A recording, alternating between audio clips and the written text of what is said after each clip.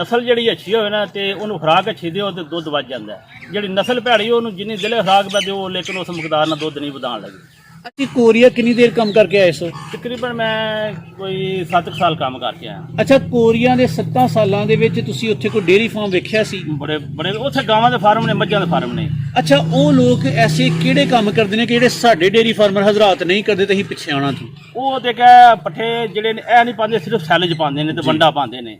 ਲੇਕਿਨ ਉਹਨਾਂ ਦੇ ਡੰਗਰ ਖੁੱਲੇ ਰਹਿੰਦੇ ਨੇ, ਉਹ ਰੱਸਾ ਨਹੀਂ ਪਾਉਂਦੇ, ਖੁੱਲੇ ਪਾਣੀ ਪੀਂਦੇ ਨੇ, ਆਪਣੀ ਮਰਜ਼ੀ ਨਾਲ ਪੱਠੇ ਖਾਂਦੇ ਨੇ, ਵੰਡਾ ਖਾਂਦੇ ਨੇ। ਲੇਕਿਨ ਉਹ 45 ਤੋਂ 50 ਕਿਲੋ ਜਿਹੜੀ ਗਾਂ ਜਿਹੜੀ ਦੁੱਧ ਦਿੰਦੀ ਹੈ। ਸਾਡੇ ਕਿਸਾਨ ਵੀਰ ਇਸ ਕਾਰੋਬਾਰ ਦੇ ਵਿੱਚ ਆਮ ਤੌਰ ਤੇ ਕਿਹੜੀਆਂ ਗਲਤੀਆਂ ਕਰ ਛੱਡਦੇ ਨੇ ਜਿਹਦੀ ਵਜ੍ਹਾ ਨਾਲ ਡੇਅਰੀ ਫਾਰਮ ਫਲਾਪ ਹੁੰਦੇ ਨੇ?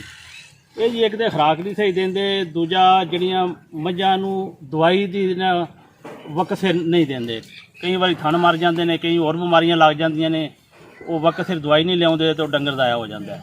ਸ਼ੈੱਡ ਜੀ ਹਵਾਦਾਰ ਹੋਣਾ ਚਾਹੀਦਾ, ਚਾਰੇ ਪਾਸੋਂ ਗਰਮੀ ਦੀ ਹਵਾ ਲੱਗੇ ਇਹਨੂੰ ਆਬੋ ਹਵਾ ਜੀ ਹਰ ਸਾਈਡ ਤੋਂ ਲੱਗੇ। ਲੇਕਿਨ ਉੱਤੇ ਮੈਂ ਪੱਖੇ ਵੀ ਲਾਏ ਨੇ, ਅਗਰ ਹਵਾ ਨਾ ਹੋਵੇ ਤਾਂ ਪੱਖੇ ਚਲਾ ਦਈਦੇ ਨੇ ਗਰਮੀ ਦੇ ਵਿੱਚ ਜੀ, ਤੇ ਉਹ ਹਵਾ ਜਿਹੜੀ ਫਿਰ ਮੌਸਮ ਟੈਂਪਰੇਚਰ ਨਾਰਮਲ ਹੋ ਜਾਂਦਾ। ਮੱਝਾਂ ਦਾ ਇੰਤਖਾਬ ਕਿਉਂ ਕੀਤਾ? ਗਾਈਆਂ ਵੀ ਤੇ ਲੋਕ ਰੱਖਦੇ ਨੇ। ਨਹੀਂ, ਪਹਿਲਾਂ ਮੈਂ ਗਾਈਆਂ ਵੀ ਰੱਖੀਆਂ ਹਜੇ, ਤੇ ਸਾਡੇ ਦੁੱਧ ਜਿਹੜੇ ਨੇ ਗਾਈਆਂ ਦਾ ਦੁੱਧ ਤੋਂ ਥੋੜੀ ਨਫ਼ਰਤ ਕਰਦੇ ਨੇ। ਸਿਆਲ ਜਾ ਕੇ ਨਖਰੇ ਕਰਦੇ ਨੇ ਕਿ ਦੁੱਧ ਨਹੀਂ ਵਿਕਦਾ, ਅੱਗੇ ਸੇਲ ਨਹੀਂ ਹੁੰਦਾ ਸਿਆਲਕੋਟ 'ਚ ਜੀ। ਤੇ ਉਸ ਤੋਂ ਆ ਕੇ ਮੈਂ ਗਾਈਆਂ ਘਟਾਤੀਆਂ। ਪਹਿਲਾਂ ਮੇਰੇ ਕੋਲ 5 ਗਾਈਆਂ ਹਨ, ਲੇਕਿਨ ਹੁਣ ਇੱਕੋ ਗਾਂ ਹੈ ਤੇ 10-12 ਮੱਝਾਂ ਨੇ। ਤੇ ਮੱਝ ਨੂੰ ATM ਦੀ ਮਸ਼ੀਨ ਕਿੰਜ ਬਣਾਉਣਾ? ਉਹ ਇਹ ਨਸਲੀ ਮੱਝ ਹੋਵੇ, ਨੀਲੀ ਦੀ ਮੱਝ ਹੋਵੇ ਜੀ, ਉਹਨੂੰ ਜਿਹੜਾ ਵੰਡਾ ਜਿਹੜਾ ਨਾ ਉਹਦਾ ਇੰਤਖਾਬ ਜਿਹੜਾ ਨਾ ਉਹ ਮੁਤਵਾਜ਼ਨ ਹੋਣਾ ਚਾਹੀਦਾ ਹੈ। ਵੰਡਾ ਚੰਗਾ ਹੋਣਾ ਚਾਹੀਦਾ ਹੈ। ਜਿਹੜਾ ਭੈੜਾ ਨੀਰੀ ਖਾਲੀ ਪਾ ਲਓ ਉਹ ਵੀ ਨਹੀਂ ਠੀਕ, ਨੀਰੀ ਕਣਕ ਪਾ ਲਓ ਉਹ ਵੀ ਨਹੀਂ ਠੀਕ। ਲੇਕਿਨ ਇਹ ਮਿਕਸ ਕਰਕੇ ਨਾ ਸਾਰੇ ਵੰਡੇ ਇਹਨਾਂ ਨੂੰ ਪਾਓ ਦੇ ਤੇ ਫਿਰ ਤੇ ਹਰ ਚੌਥੇ ਦਿਨ ਬਾਅਦ ਡੇਢ ਪਾ ਜਿਹੜਾ ਤੇਲ ਹੈ ਨਾ ਉਹ ਲਾਜ਼ਮੀ ਇਹਨਾਂ ਨੂੰ ਦੇਣਾ ਚਾਹੀਦਾ। ਤੇਲ ਕਿਹੜਾ? ਸਰਸੋਂ ਦਾ ਤੇ ਸਰਦੀਆਂ ਦੇ ਵਿੱਚ ਤਿਲਾਂ ਦਾ ਤੇਲ ਤੇ ਅਲਸੀ ਦਾ ਤੇਲ। ਅੱਛਾ, ਸਰਦੀਆਂ ਵਿੱਚ ਤਿਲਾਂ ਦਾ ਤੇ ਅਲਸੀ ਦਾ ਤੇਲ। ਉਹਦਾ ਫਾਇਦਾ ਕੀ ਹੁੰਦਾ ਤੇਲ ਦੇਣ ਦਾ? ਉਹਦੇ ਅੰਦਰ ਜਿਹੜੀ ਹੁੰਦੀ ਹੈ ਤਾਕਤ ਪੈਦਾ ਹੁੰਦੀ ਹੈ ਮੱਝ ਦੇ ਅੰਦਰ, ਜਰਾਸੀਮ ਜਿਹੜੇ ਤੇਜ਼ ਹੋ ਜਾਂਦੇ ਨੇ ਤੇ ਮੱਝ ਤਾਕਤ ਆ ਜਾਓ, ਦੁੱਧ ਫਿਰ ਜ਼ਿਆਦਾ ਦਿੰਦੀ ਹੈ। ਤੇ ਇੱਕ ਮੱਝ ਨੂੰ ਕਿੰਨੀ ਮਿਕਦਾਰ ਵਿੱਚ ਤੇਲ ਦੇਣਾ ਹੈ? ਤਕਰੀਬਨ 1.5 ਪਾ।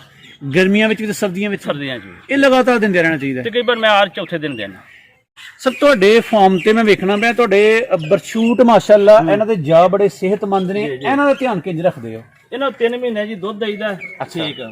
ਉਸ ਤੋਂ ਬਾਅਦ ਕਿਰਮਾ ਦੀ ਦਵਾਈ ਦੇਈਦੀ ਹੈ। ਉਸ ਤੋਂ ਬਾਅਦ ਤੇਲ ਤਕਰੀਬਨ ਹਰ ਹਫ਼ਤੇ ਇਹਨਾਂ ਨੂੰ ਤੇਲ ਦੇਈਦਾ ਤੇ ਫਿਰ ਇਹ ਠੀਕ ਰਹਿੰਦੇ ਨੇ। ਮੇਰਾ ਜਾਨਵਰ ਅੱਜ ਤੱਕ ਬੱਚਾ ਜਿਹੜਾ ਨੇ ਨਹੀਂ ਮਰਿਆ ਕੋਈ ਵੀ, ਮਾਸ਼ਾਅੱਲਾ। ਉਹ ਇਹ ਵੈਸੇ ਬਰਕਤ ਵੀ ਨੇ। ਵੈਸੇ ਬਰਕਤ ਵੀ। ਪੂਰੇ ਪਾਕਿਸਤਾਨ ਦੇ ਕਿਸਾਨ ਵੀਰਾਂ ਨੂੰ, ਕਿਸਾਨ ਭਾਈਆਂ ਨੂੰ ਕੋਈ ਇਸ ਹਵਾਲੇ ਨਾਲ ਮਸ਼ਵਰਾ ਦਿਓ ਕਿ ਇਹ ਕੰਮ ਉਹਨਾਂ ਨੂੰ ਕਿੰਜ ਕਰਨਾ ਚਾਹੀਦਾ? ਬਾਈ ਜਿਹੜੇ ਕੰਮ ਕਰ ਸਕਦੇ ਨੇ, ਜਿਹੜਾ ਥੋੜਾ ਤਜਰਬਾ ਰੱਖਦੇ ਨੇ, ਸ਼ੌਕ ਰੱਖਦੇ ਨੇ, ਉਹ ਇਹ ਕਹਿਣ ਕਿ ਨਸਲੀ ਮੱਝਾਂ ਲਿਆਉਣ ਤੇ ਗਾਵਾਂ ਲਿਆਉਣ। ਇਹ ਜਿਹੜੀਆਂ ਦੜੇ ਫੜੇ ਦੀਆਂ ਹੁੰਦੀਆਂ ਨੇ ਇਹ ਨਹੀਂ, ਇਹ ਪੱਲਿਓਂ ਪੈ ਜਾਂਦੀਆਂ ਨੇ। ਅੱਛੀਆਂ ਗਾਵਾਂ ਹੁੰਦੀਆਂ ਤੇ ਅੱਛਾ ਦੁੱਧ ਦੇਣਗੀਆਂ, ਲੇਕਿਨ ਫਿਰ ਉਹਦੀ ਹਿਫਾਜ਼ਤ, ਉਹਦਾ ਰੱਖਣ ਦਾ ਤਰੀਕਾ, ਸ਼ੈੱਡ ਜਿਹੜਾ ਲਾਜ਼ਮੀ ਹੋਣਾ ਚਾਹੀਦਾ, ਉਹਦੇ ਪੱਖੇ ਗਰਮੀਆਂ ਵਿੱਚ ਗਾਵਾਂ ਵਾਸਤੇ ਲਾਜ਼ਮੀ ਹੋਣੇ ਚਾਹੀਦੇ। ਸਰ, ਬੜੀਆਂ ਸੋਹਣੀਆਂ ਗੱਲਾਂ ਕੀਤੀਆਂ ਨੇ, ਤੁਹਾਡੀ ਬਹੁਤ ਸਾਰੀ ਮਿਹਰਬਾਨੀ।